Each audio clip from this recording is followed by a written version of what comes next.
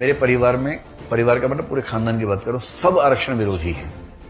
मैं आरक्षण समर्थक हूं और धूमधाम से समर्थन करता हूं। गालियां खाता हूं सबकी, लेकिन करता हूं। आरक्षण को लेकर बहुत डिबेट्स रहती है हमारे समाज में, बहुत ज्यादा। और मोटे तौर पर जिसको आरक्षण मिलता है वो उसका समर्थक है, जिसको नहीं मिलता वो उससे विरोधी है। और ये एक घटिया समाज की पहचान है जहां लोग केवल अपने फायदे के हिसाब से सोचते हो। मजा तब है जब आप अपने फायदे नुकसान से तटस्थ होकर सोचे। तो कुछ लोग कहते हैं कि हमारे पूर्वजों की गलती का परिणाम हम क्यों भुगते।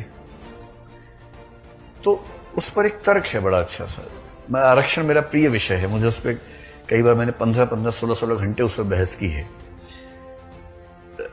तो ज्यादा नहीं, लेकिन एक बात मैं कहना चाह रहा था कि पर्सपेक्टिव समझ में है। दलित विमर्श का पर्सपेक्टिव है क्या। मैंने कई सवर्ण व्यक्तियों के मुंह से सुना है, जन्म के संयोग से मैं भी सवर्ण हूं, मुझे आरक्षण का लाभ नहीं मिलता था। मैंने अपने समूह के बहुत व्यक्तियों से, जैसे मेरे परिवार का मतलब पूरे खानदान की बात करूं, सब आरक्षण विरोधी हैं। मैं आरक्षण समर्थक हूं और धूमधाम से समर्थन करता हूं। गालियां खाता हूं सबकी, लेकिन करता हूं। उनको समझा नहीं सकता। उनमें से कुछ लोग समझने की अवस्था पार कर चुके हैं, कुछ उम्र की वजह से, कुछ दिमाग की वजह से नहीं समझ सकते।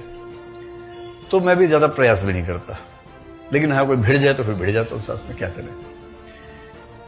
लेकिन आप लोग अभी उस अवस्था में नहीं कि समझने के इससे पार हो गए हैं। आप तो समझ ही सकते हैं। आप तो अपने चिंतनशीलता के एकदम चरम स्तर पर इस उम्र में है। यही उम्र सबसे अच्छी होती है समझने के लिए। तो एक तर्क सवर्ण समाज की ओर से अक्सर आता है, 70 साल से आरक्षण दे रहे हो यार, कब तक दोगे। कितना आरक्षण? 50%। कितने लोगों को? तो इसका मोटा मोटा उत्तर यह है कि भारत में SC, ST, OBC, महिला, विकलांग, इन सबको मिला ले तो जनसंख्या बनती है 90%। 90% आबादी को 49.5% आरक्षण 70 साल से हम दे रहे हैं। और इस बात से बहुत लोगों के पेट में खलबली मची हुई है। ठीक है, मत सकते हो, कोई खास बात नहीं है। दूसरी तरफ का तर्क, दलित विमर्श का तर्क यह है कि भाई ये बताओ, 3000 साल तक पढ़ाई लिखाई पर केवल ब्राह्मणों का हक था, 100% आरक्षण था।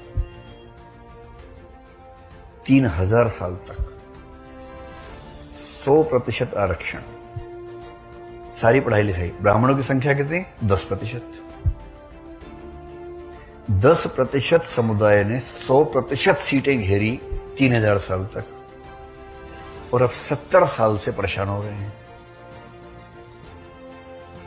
व्यवसाय की दुनिया में वैश्य समुदाय का लगभग 100% आरक्षण रहा। इस पर तो कभी नहीं बोला किसी ने। और 3000 साल के जबरन किए गए आरक्षण के विरुद्ध समतलीकरण के लिए, इक्वलाइजेशन के लिए, लेवलिंग के लिए एक जरा सा प्रयास वंचित वर्ग के पक्ष में क्या हुआ कि पेट में ज्वालामुखी फटने लगे। इतनी क्या बेचैनी है भाई। तर्क भी तो हो, खाली हवा में थोड़ा ना होगा कुछ। हाँ, तब पढ़ाई का महत्व था ही नहीं। ओहो, क्या बात है, क्या बात है, अरे अद्भुत। अगर पढ़ाई लिखाई का महत्व नहीं था तो वर्ण व्यवस्था में सबसे ऊपर ब्राह्मण क्यों माने गए, सबसे नीचे क्यों नहीं माने गए। सोचना जरा। ठीक है, अभी हम बहस शुरू नहीं करना चाह रहे। विश्वास कीजिए कि इस मुद्दे पर हम 15-16 घंटे बहस कर सकते हैं और मैं आपको कन्विंस भी कर लूंगा, मुझे उसमें जरा भी संशय नहीं है। अभी तो मेरा पर्पस सिर्फ इतना है कि दलित विमर्श का एंगल समझें।